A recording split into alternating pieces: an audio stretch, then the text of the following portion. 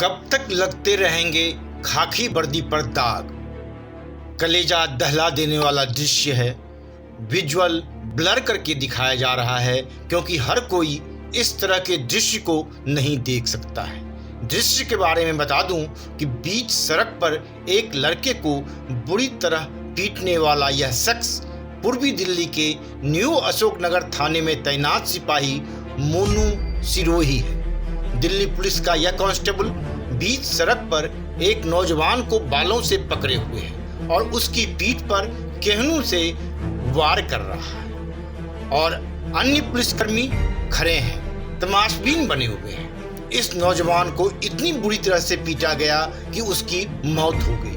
आरोपी ने साथियों के साथ मिलकर लाश को गंग नहर में ठिकाने लगा दिया। हालांकि मर्डर के आरोप में मोनू को गिरफ्तार कर लिया गया है, लेकिन यह एक पहलू है। सबसे बड़ा सवाल तो उठता है यह कि खाकी वर्दी का मतलब क्या यही होता है। आइए इस तरह की कुछ घटनाओं का भी हम सब यहाँ चर्चा करेंगे, लेकिन पहले नौजवान की पुलिसियाई पिटाई से हुई मौत के मामले की तह में चलते हैं और जानने की कोशिश करते हैं कि आखिर उस नौजवान का कसूर क्या था।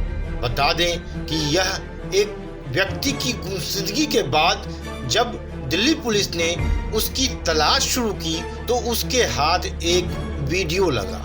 इस वीडियो में कांस्टेबल मोनू सिरोही बेदर्दी से एक लड़के को पीट रहा है। पीड़ित की पहचान अजीत के तौर पर हुई है। वह कोंडली का रहने वाला है। इस पिटाई से अजीत की मौत हो गई। सच तो यह है कि इत्तेफाक से जांच के दौरान पुलिस को यह वीडियो हाथ लग गई और इस मामले का खुलासा हो गया। लेकिन क्या इस तरह का संयोग बराबर होता है? जवाब ना ही मिलेगा, क्योंकि हकीकत यही है। आम लोग खाकी वर्दी वाले से किस तरह खौफजदा रहते हैं यह किसी से छिपा नहीं है। भुक्तभोगी ही जानता है कि उन पर उस दौरान क्या बीतती है। दिल्ली पुलिस के पुलिसिया अंदाज के बारे में कहानी किस्से तो बहुत हैं, लेकिन आइए जानते हैं एक ऐसे ही भुक्तभोगी से जो अभी प्रोफेसर है। इन्हें भी पुलिस वालों ने नहीं छोड़ा। गनीमत रही कि इनकी पुलिस वाले ने जान नहीं ली। इस भुक्तभोगी प्रोफेसर का नाम है डॉक्टर रजनी रमन झा। उनसे जब बात करने की कोशिश की तो वह कैमरे पर तो नहीं आए, लेकिन ऑफ कैमरा जो उन्होंने बताया वह भी कम दहला देने वाला नहीं है। उनके मुताबिक जैसे लोगों को यह दृश्य बहुत ठेस पहुंचाता है। हम मानते हैं कि पुलिस, सेना, डॉक्टर, चिकित्सा कर्मी, जज और सफाई कर्मचारी सबसे महत्वपूर्ण सेवाएं देते हैं। इनके कारण से हम अभय होकर जीवन जी पाते हैं, पर रह रह कर ऐसे दृश्य आ ही जाते हैं और विश्वास दरकने लगता है। उत्तर प्रदेश का वह दृश्य याद आता है जब एक साइकिल सवार को उतार कर पुलिस पीटने लगती है। साइकिल एक तरफ गिरी पड़ी है, उसकी 6-7 साल की बेटी दौड़कर इधर तो दौड़कर उधर जाती है और फिर बेबस खड़ी पिता को पीटते देखती है। भोपाल का दृश्य याद आता है जहां बीच बाजार एक व्यक्ति को पुलिस ने पीट कर बेहोश कर दिया था। दिल्ली में ही एक दृश्य था कि एक व्यक्ति को लोहे की ग्रिल वाली दीवार से बांधकर 2 पुलिसकर्मी ताबड़तोड़ पीट रहे हैं। मैं तब दिल्ली विश्वविद्यालय में पढ़ता था। एक दिन किसी काम से दिल्ली रेलवे स्टेशन गया था।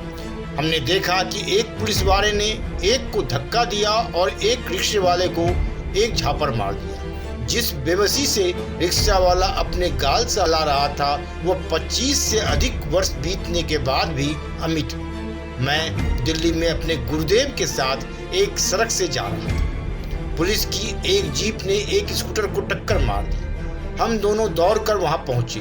तभी पुलिस की गाड़ी से थानाध्यक्ष और 2 सिपाही उतरे। उस आदमी को गाली देते हुए उसे जीप में बिठाने लगे। गुरुजी ने कहा कि एक तो इसको धक्का भी मार दिया आपने, ऊपर से इसको पकड़कर थाने ले जाते हो। बस उन्होंने हम दोनों को भी जीप में बिठा लिया और थाने ले आए। थाने लाते ही गुरुजी की ठुकाई चालू कर दी। मुझे गुरुजी ने कहा, रजनी तुम दौड़कर कॉलेज में सूचना दो। मैं चकमा देकर भागा, पर गेट पर खड़े सिपाहियों ने मुझे पकड़ लिया। हालांकि मेरे साथ मारपीट नहीं की। गुरुजी की एक उंगली का मांस फट गया।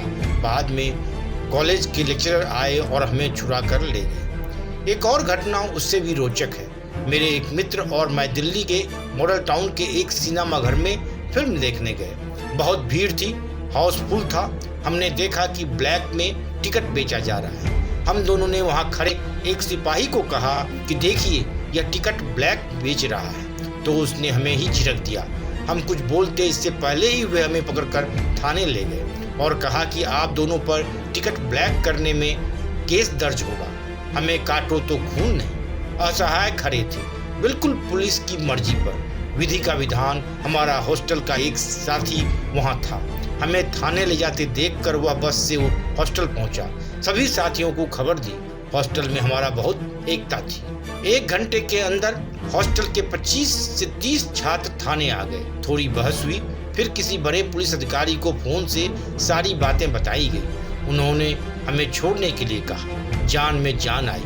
पुलिस का जो थाना होता है, वहाँ का वातावरण बहुत अलग होता है।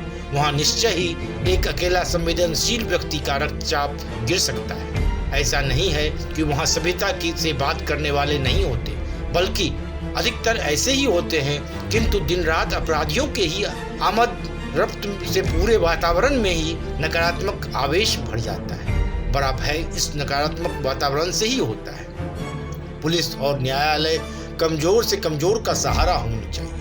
हर व्यक्ति को भरोसा होना चाहिए कि हमारे साथ पुलिस है, न्यायालय है। पर स्थिति ऐसी है कि 50% लोगों के तो इनका नाम सुनते ही हाथ पांव फूल जाते हैं। नहीं, मैं पूरी पुलिस को गलत नहीं कह सकता। पुलिस बेमिसाल सेवा भी करती है।